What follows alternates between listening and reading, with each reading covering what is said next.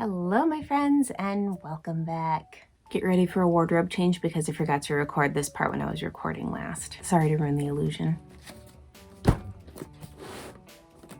This week, we're gonna mix it up yet again with even more new to me supplies. I got my dry, wintry, husky hands on one of NerdeCrafter's Not Another Craft Kit Smart Art Box babies. I quite enjoy Jackie's videos. They're wholesome, they make me smile. Her charming awkwardness really speaks to me for some reason. So in the end, I did decide to go ahead and purchase my very own crap kit. So we're going to dig into this bad boy, make a figure using the supplies in this box, and then I'm gonna make that same figure again, but make it crochet.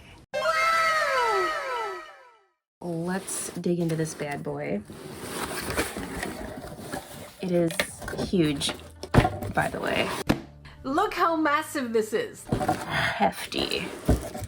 Got some protective bubble wrap. Super cute Jackie paper. We've got our little booklet, complete with QR code and instructions on how to use all the supplies in this box. There's also a coupon code postcard in here for Smart Art. Ooh, this looks familiar from last week. Got some armature wire. I have no idea what the gauge was that I used for angel dust, but this seems somewhere in between the really thick stuff and then the thinner stuff I used. Got some Sculpey tools. Ooh, it's crinkly. Hang on. Stand by. Show me what you've got. We've got our little mold. This was designed by Jackie or NerdeCrafter herself, and then produced by Sophie and Toffee. Sophie and Toffee are a company that specialize in resin crafts. I've toyed around with the idea of playing around with resin crafts because I am a dabbler in many different crafts: watercolor paint, acrylic paint, wall paint, sculpting. But I have yet to dive into resin. Just the thought of having to mix chemicals together when I've got 3 kids and a whole freaking zoo of animals in this house. I just hesitated, but we'll see. Maybe the UV resin that I may or may not be aware of being in here will be a nice little jumping off point. I could start adding resin features to my crochet makes. All right, that's enough playing with this. I will get this together all the way before we move on. Ooh, we got a nice set of paint brushes. We've got a Jackie specialty of sharp pointy things. We have an Excel sanding stick. That's pretty nifty. I think my son, who has recently gotten into Gundam, might steal that from me. We got a little mixing bowl, which reminds me very much of my dog's travel water dish that I take with us when we go on walks. We have our measuring cup. I'm running out of space on my desk. We got a whole zipper pouch. I like the resealable bags. There'd be stickers.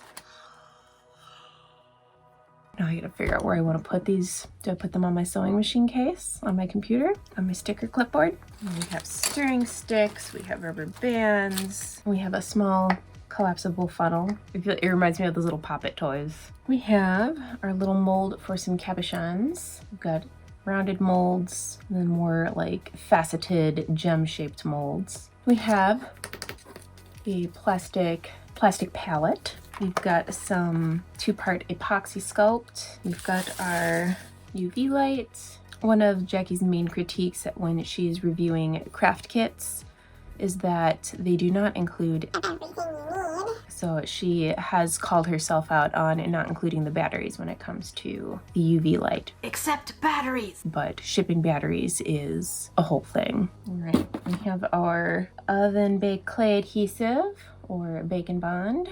Ooh. Now in this package, we ended up with Cos clay. The original craft kits had Sculpey clay. Because of supply issues, they decided to swap it out for some Cos clay. So I'm excited to play around with this. Cos clay is very similar to Sculpey clay, except when it is cured, it is more flexible, so less likely to break off small, delicate pieces. Whereas, nope, that's watercolor paint. That's a zipper. Here it is. I do actually have my own Sculpey clay. I might use that later. All right, we have the plaster for the mold. This will be what is mixed with water and goes into the mold after the mold has been sealed all the way around because I didn't do a good job. We've got a spatula. I'm obligated to, yeah. We've got some UV resin and the red paint. Yep, we've got a NerdeCrafter set of Lumiere and Neopic paints. They couldn't fit the 10th paint bottle in here, so we have the separate red paint. Then we have rainbow ink.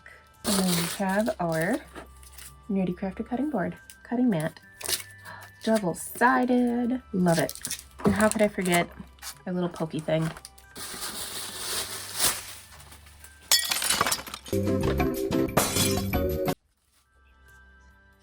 I'm going to put everything back in the box until it is needed, and then we can start on our first figure. So I will see you when I have had a chance to experiment a little bit and have watched and absorbed direction, and then we'll do the thing. Following Jackie's expert advice, I have finally shimmied this mold together and will secure it with rubber bands.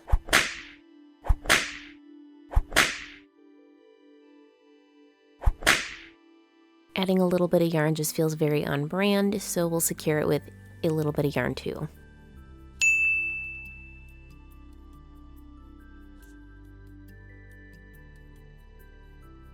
Measuring out the proper amount of plaster.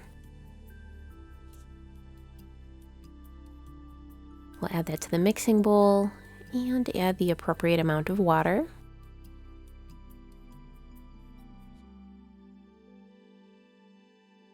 I was going to stir it, but it appears to be doing a thing that appears to be normal, so we'll just go on. I needed an extra pair of hands, so again, I have a kid helping hold a funnel. And after a small spill, we'll just shake the mat and tap the sides of the mold to get some of those bubbles out. And now for the unmolding process. I've seen a few creators have issues with breaking off that arm. So I was very careful. Never mind. I tried to be very careful and not break off the arm, but it can always be repaired and attached back on.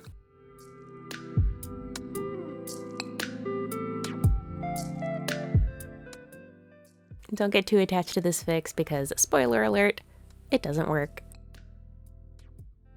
I do end up repairing it fully in the end. Now, my figure ended up with a little bit of a flat top, and that is not the style I am going for. So allow me to take a few quickly cut together scenes of me smoothing out this head. After this first layer of clay has been pre-baked, I can start to add some details. I'll take a pencil and mark around his face where I do not want to add some clay. I've taken a few moments to knead the clay so it's a little more manageable, and I will add a layer of this bacon bond so the clay adheres to the surface.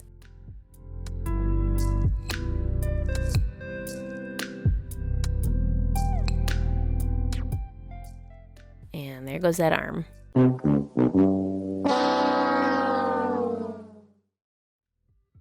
We'll address that later.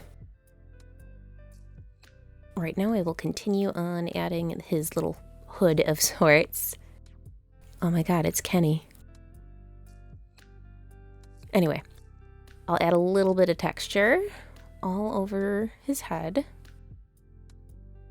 And take a moment to fill in the holes on his back because I won't be adding any wings or tail to this character. With all the textured pieces added, I will take my hand drill and drill into the shoulder as well as the broken off hand. That way I can add a little bit of armature wire and fill in the gap with a little more clay adhered with bacon bond. The armature wire will add a little more stability and will make this join quite a bit stronger. Back to the oven. Once baked, we can begin painting. Get my array of colors and start with some lime green. Add a little dark green.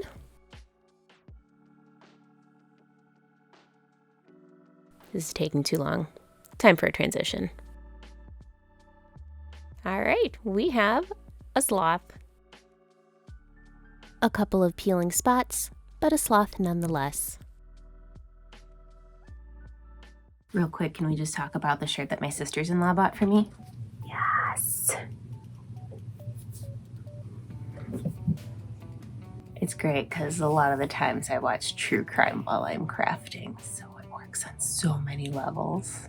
This video is sponsored by nobody.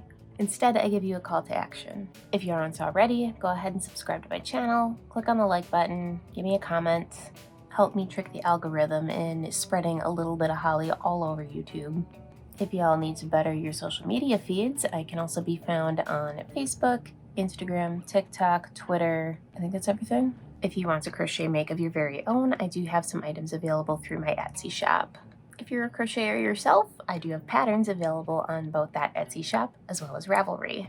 All appropriate links are in the description box below.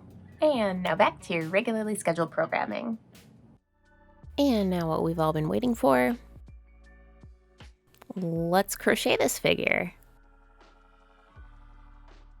Again, I need to apologize for the wobbly camera.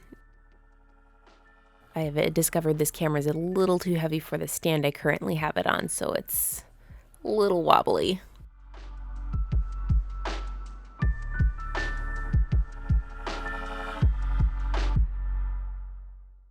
I've again started with the head.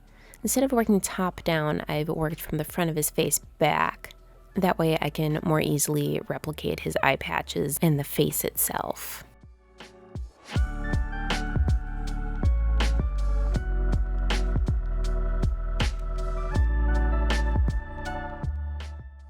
I'll completely enclose the head and start on the feet.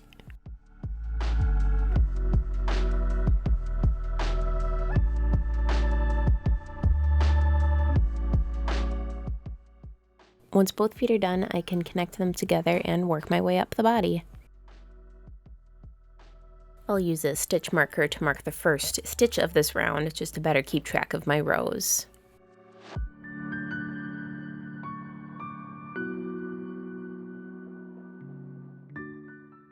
Once I have the body completed and stuffed, I can attach the head. Now we just need some arms.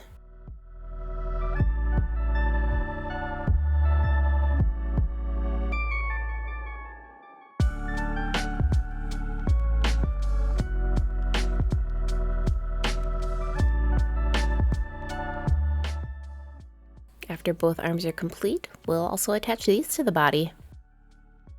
And now we have a pair of figures, both in crochet and plaster. I think it's so neat how different mediums can show different features of a piece of art.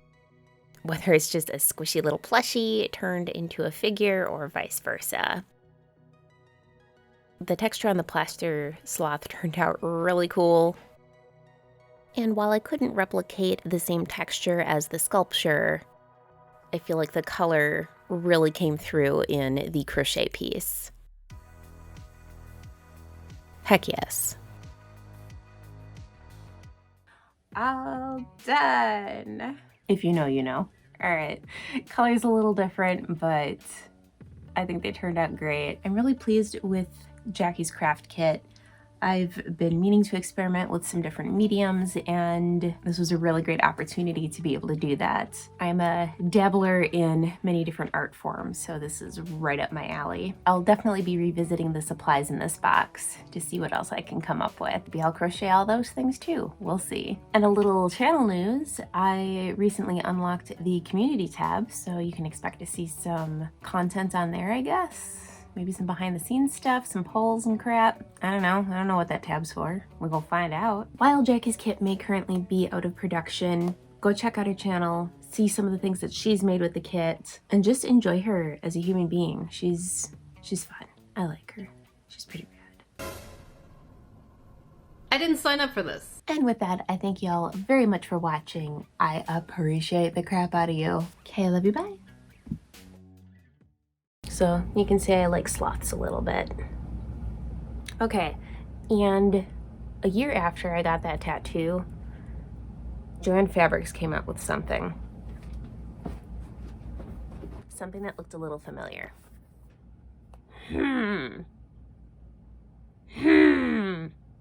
My tattoo is actually based on a sticker from a different artist who I will also make sure to link below. Shimmy! And here comes the heater. It's -4 Fahrenheit outside. I'm gonna turn on the fireplace and throw on a hoodie after this.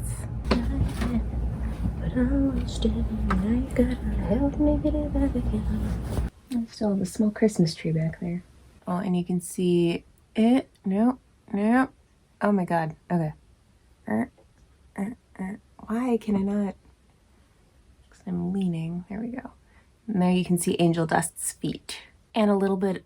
Why am I so short? There we go. Okay. Well,